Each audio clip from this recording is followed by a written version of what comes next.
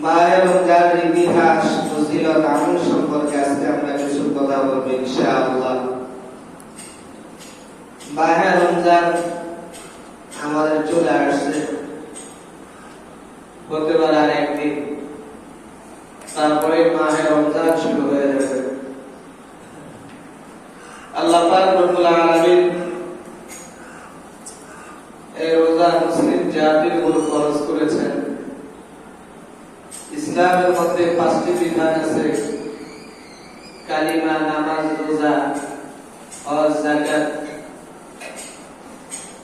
কালিমা, নামাজ, তারপরে এসে রোজার স্থান। কারণ কালিমা মানে হলো ঈমান আনা। আমরা যতই আমল করি, যতই কিছু করি, যদি ঈমান আমাদের না থাকে, আল্লাহর প্রতি আমাদের কোনো বিশ্বাস না থাকে, যে আমলের কোনো দাম নাই। এইটা আমলের জন্য সর্বপ্রথম যে শর্ত, সেটা হলো আল্লাহর প্রতি ঈমান আনা। আল্লাহর প্রতি ঈমান। ঈমানের পরে আল্লাহ পাক রব্বুল আলামিন রোজার কথা বলেছেন, নামাজের কথা বলেছেন। নামাজের পরে আসছে রোজার কথা। এই রোজা মুসলিম জাতির উপর ফরজ, আল্লাহ তাআলার বিধান। এই রোজা ফরজ হয় দ্বিতীয় হিজরি শাবান মাসে। আল্লাহ পাক রব্বুল আলামিন নবী মুহাম্মদুর রাসূলুল্লাহ সাল্লাল্লাহু আলাইহি ওয়াসাল্লামের উম্মতের উপর এই রোজা ফরজ করেন। রোজা কাকে বলে? রোজার আবিধানিক অর্থ কি? পারিভাষিক অর্থ কি? রোজার আবিধানিক অর্থ হলো ওয়াহুয়া আন ইবারাতিন আনিল ইনসানি মাখসুসিন, বিশেষ কোন জিনিস থেকে, বিশেষ জিনিস থেকে বিরত থাকা। পরিভাষায় বলা হয় ওয়াহুয়া আল ইনসানু আনিল লাকবি ওয়াশ-শুরবি ওয়াল জিমা'i মিন আস-সুবহি ইলা আল-মাগরিবি মা'a নিয়্যাত। রোজা বলা হয় খাওয়া থেকে, পান করা থেকে, স্ত্রী সহবাস থেকে, সুবহে সাদিক থেকে সূর্য ডোবা পর্যন্ত এই সময়ের মধ্যে খাওয়া দাওয়া, পান করা, স্ত্রী সহবাস থেকে বিরত রাখার নামে হলো রোজা। বুঝছেন? অর্থাৎ ফজরের যে ওয়াক্ত শুরু হয়, সুবহে সাদিক যাকে বলা হয়, ফজরের ওয়াক্ত শুরু হওয়া থেকে শুরু করে দিনের বেলা সূর্য ডুবা পর্যন্ত এই সময়ের মধ্যে খাওয়া দাওয়া ইত্যাদি এবং স্ত্রী সহবাস থেকে যারা বিরত থাকা, এর নামে হলো কি রোজা। এর নামে অর্থ কি? রোজা। এই রোজা পূর্ববর্তী শরীয়তের মধ্যে ছিল, অর্থাৎ পূর্ববর্তী যারা নবী ছিলেন তাদের উপর রোজা ছিল। যেমন আল্লাহ পাক রব্বুল আলামিন পবিত্র কালামুল্লাহ শরীফের মধ্যে বলেন, কামা কুতিবা আলাল্লাযীনা মিন ক্বাবলিকুম ইয়া আইয়ুহাল্লাযীনা আমানু কুতিবা আলাইকুমুস সিয়াম। আল্লাহ বলতেছেন, হে ঈমানদারগণ, তোমাদের উপর রোজা ফরজ করা হয়েছে। কামা কুতিবা আলাল্লাযীনা মিন ক্বাবলিকুম লাআল্লাকুম তাত্তাকুন। আল্লাহ বলতেছেন, কামা কুতিবা, যেমনি ভাবে ফরজ করা হয়েছিল, আলাল্লাযীনা মিন ক্বাবলিকুম, তোমাদের পূর্ববর্তী যারা আছে তাদের উপর কি রোজা ফরজ ছিল, তাদের উপর কি রোজা ফরজ ছিল। তাফসীরে রুহুল মাআনির মধ্যে উল্লেখ করেন, প্রথম নাম্বার খণ্ড 443 নম্বর পৃষ্ঠায় আছে যে কামা কুতিবা আলাল্লাযীনা মিন ক্বাবলিকুম। এই আয়াতের তাফসীর করতেছেন অর্থাৎ আম্বিয়া ওয়াল উমাম মিন লাদুন আদম আলাইহিস সালাম ইলা ইয়াউমিনা, অর্থাৎ সকল নবীগণ এবং উম্মতগণ এবং আদম আলাইহিস সালাম থেকে শুরু করে আমাদের পর্যন্ত পূর্ববর্তী যারা আছে প্রত্যেকের উপরে কি রোজা ফরজ ছিল। প্রত্যেকের উপরে কি রোজা ফরজ ছিল। যেমন হযরত মারইয়াম আলাইহিস সালাম রোজা রেখেছেন। পবিত্র কালামুল্লাহ শরীফের মধ্যে সূরা মারইয়ামের 26 নম্বর আয়াতে আছে, ইম্মা তারাইন্না মিনাল বাশারি আহাদান ফাকুলু ইন্নী للرحمن صوما فلن نكلم اليوم إنسيا مريم عليه الصلاة والسلام বলেছেন ফাইম্মা তারাইন্না মিনাল বাশারি আহাদান যখন মানুষের মধ্যে যখন তুমি কাউকে দেখবে ফাইম্মা তারাইন্না মিনাল বাশারি আহাদান ফাকুলি ইন্নী নাযারতু লিররহমান বলবা যে আমি রহমান আল্লাহ তাআলার জন্য আমি রোজার মান্নত করেছি আমি আল্লাহর জন্য রোজা রেখেছি ফালাম উকাল্লিমাল ইয়াওমা ইনসিয়া এবং ফালাম উকাল্লিমাল ইয়াওমা ইনসিয়া আমি আর কোনো কথাই কারোর সাথে বলবো না। তো পূর্ববর্তী নবীদের মধ্যে তারাও কি রেখেছেন রোজা রেখেছেন। ইসলামের মধ্যে সর্বপ্রথম রোজার বিধান আস্তে আস্তে চালু হয়।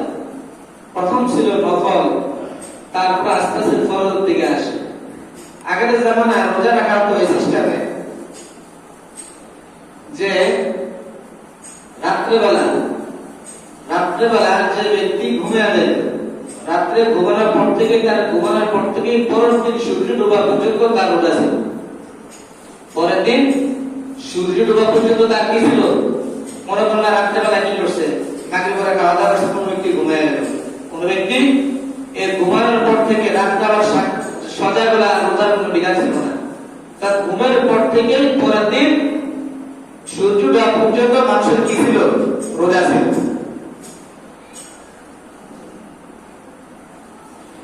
পরবর্তী সময় এই রোজাকে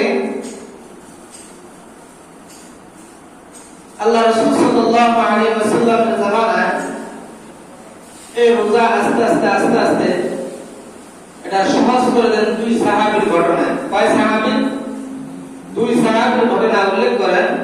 এই দুই সাহাবীর ঘটনার বদৌলতে কি করে দেন? রোজা সহজ করে দেন, অর্থাৎ আরো একটা সহজ করে দেন।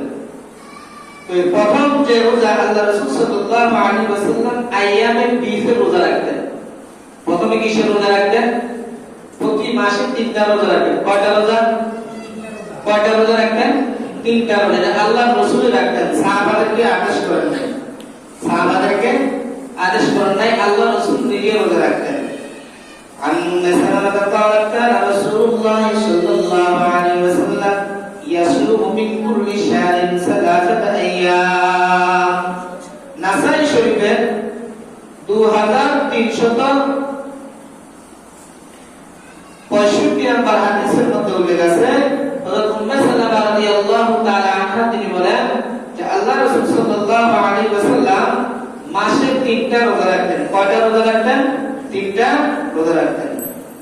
অন্য হাদিসের মধ্যে আছে নাসাই শরীফের 2422 নম্বর হাদিস, عن أبي ذر رضي الله عنه قال أمرنا رسول الله صلى الله عليه وسلم أن نصوم من الشهر 3 أيام البيض 13 و14 و15 হযরত আবু যর রাদিয়াল্লাহু তাআলা আনহু থেকে বর্ণিত আল্লাহ রাসূল সাল্লাল্লাহু আলাইহি ওয়াসাল্লাম তিনি বলেন আমাদেরকে আল্লাহ রাসূল সাল্লাল্লাহু আলাইহি ওয়াসাল্লাম আদেশ করেছেন আন্না সুমা মিনাশ শাহরি 3 আইয়াম 3 দিন রোজা রাখার জন্য, অর্থাৎ প্রত্যেক মাসের 13, 14, 15 তারিখ। কয় তারিখ? আরবি সাথে এই 3টা তারিখ বলা আইয়ামে বীজ। এই 3কে বলা হয় কি? আইয়ামে বীজ। প্রত্যেক মাসে 3 দিন। কয় দিন? 3 দিন রোজা রাখার জন্য কি করছেন? আল্লাহ রাসূল আদেশ করেছিলেন আমাদেরকে। 2 নাম্বার হলো মুহররমের 10 তারিখের রোজা, এটা ফরজ করা হয়। ওটা তো নফল ছিল, ওটা কি ছিল? আইয়ামে বীজের রোজা। এটা কি ছিল? আল্লাহ রাসূল সাল্লাল্লাহু আলাইহি ওয়াসাল্লাম রাখতেন, তার দেখা থেকে সাহাবারা উৎসাহ পাইলেন। একটা মানুষ একটা কাজ করলে যখন জিনিসটা ভালো থাকে তখন অন্যান্য মানুষ তার প্রতি কি হয়? আকৃষ্ট হয়, উৎসাহ হয়। তারপর আসলে মুহররমের রোজা। মুহররমের 10 তারিখের রোজা আমাদের রোজা ফরজ হওয়ার আগে মুহররমের 10 তারিখের রোজা কি ছিল? ফরজ ছিল। মুহররমের 10 তারিখের রোজা কি ছিল? ফরজ ছিল। বুখারী শরীফের 2004 নম্বর হাদিস, উদিমান নবী সাল্লাল্লাহু আলাইহি ওয়াসাল্লাম আল-মদিনা تصوم يوم عاشوراء فقال ماذا قالوا يوم صالح هذا يوم نجى الله بني إسرائيل من عدوهم فصامه موسى قال أنا أحق بموسى منكم فصامه وأمر بصيامه আল্লাহ রাসূল সাল্লাল্লাহু আলাইহি ওয়াসাল্লাম মদিনায় যখন আগমন করলেন, আগমন করার পর দেখতেছেন যে মদিনার ইহুদি যারা আছে তারা আশুরার দিন রোজা রাখে। আশুরার দিন কি রাখে? মুহররম 10 তারিখ আশুরার দিন, মুহররম 10 তারিখ আশুরার দিন তারা আশুরার দিন রোজা রাখতেছে। ফাকালা মাদা, আল্লাহ রাসূল সাল্লাল্লাহু আলাইহি ওয়াসাল্লাম বলতেছেন তোমরা কি করো এটা? ক্বালু ইয়াউম সালিহিন, ইয়াউম সালিহিন, তারা বলতেছে এটা মুক্তির দিন। কিসের দিন? কারণ মুহররম 10 তারিখে আল্লাহ পাক রব্বুল আলামিন অনেক বিপদ আপদ থেকে আম্বিয়া আলাইহিস সালাতু ওয়াস সালামকে কি দিয়েছেন? মুক্তি দিয়েছেন। তারা বলতেছেন হাদা ইয়াউমুন নাজাল্লাহ বানি ইসরাঈল মিন আদুবিহিম, ইয়ারা বলতেছে যে এই দিনে আল্লাহ পাক রব্বুল আলামিন বনি ইসরাঈলকে তাদের শত্রু থেকে, ফেরাউনের শত্রু থেকে কি দিয়েছেন? মুক্তি দিয়েছেন। এই কারণে আমরা এই দিনে কি রাখি? রোজা রাখি।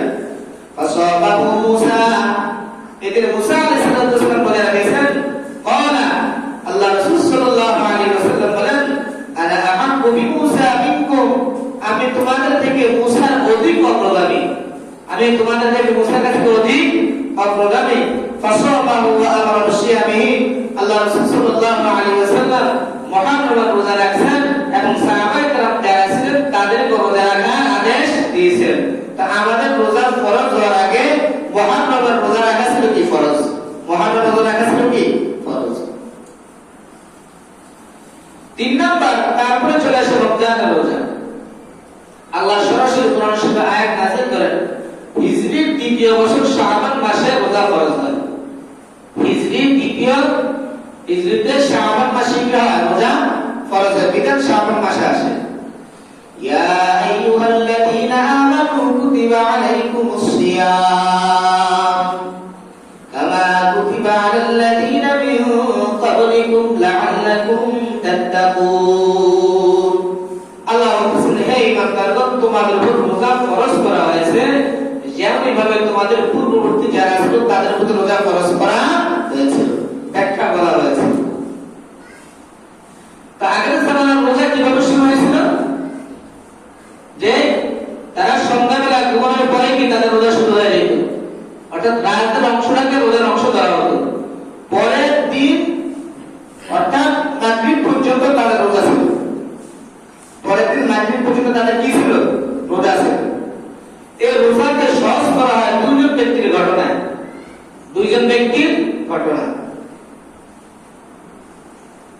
এক নম্বর হযরত কায়েস ইবনে সিমরা রাদিয়াল্লাহু তাআলা আনহু বর্ণিত, তিনি বলেন আল্লাহ রাসূল সাল্লাল্লাহু আলাইহি ওয়াসাল্লাম তিনি বলতেছেন যে যখন রোজা শুরু হলো, একদিন সে সারাদিন কাজ করার পরে স্ত্রীর কাছে আসে, এসে বলতেছে ইফতারের সময় এসে কিছু আছে কিনা দাও, ইফতার করো।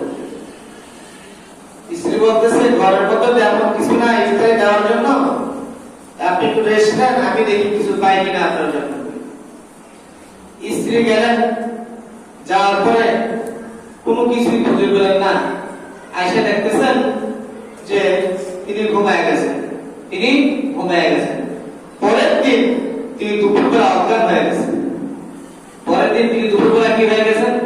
কারণ কিছু খায় না, একটা মানুষ দীর্ঘ সময় আগে কিভাবে থাকে, পরের দিন দুপুরবেলা তিনি কি হয়ে গেছেন?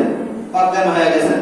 আল্লাহ পাক রব্বুল আলামিন আয়াত নাযিল করেন কুলু ওয়াশরাবু হাত্তা ইয়াতাবাyyana লাকুমুল খায়তুল আবয়াদু মিনাল খায়তিল আসওয়াদি মিনাল ফাজর থুম্মা আতিম্মুস সিয়ামা ইলাল লাইল। আল্লাহ আয়াত নাযিল করলেন যে কুলু ওয়াশরাবু, তোমরা খাও পান করো। কখন? যতক্ষণ না পর্যন্ত রাত্রেবেলা যে চাঁদ রয়েছে তার কালো রেখা থেকে সাদা পর্যন্ত না যায়, অর্থাৎ সুবে সাদে, অর্থাৎ সুবে সাদে মানে ফজর রক্ত, ফজর রক্ত হওয়া পর্যন্ত তোমরা কি করো? খাও, তোমরা খাও পান করো, তোমরা খাও পান করো। আল্লাহ তাৎক্ষণিকভাবে এই আয়াত নাযিল করে ফেললেন। তখন বোঝা শুরু হয়ে গেল কোন স্থান থেকে? সুবে সাদিক, অর্থাৎ আমরা যেভাবে এখন বোঝা রাখতেছি এখান থেকে বোঝা শুরু হলো। 2 নম্বর ঘটনা হলো হযরত ওমর ইবনে খাত্তাব রাদিয়াল্লাহু তাআলা আনহু একদিন তিনি রাত্রিবেলা স্ত্রী সহবাস করেছেন।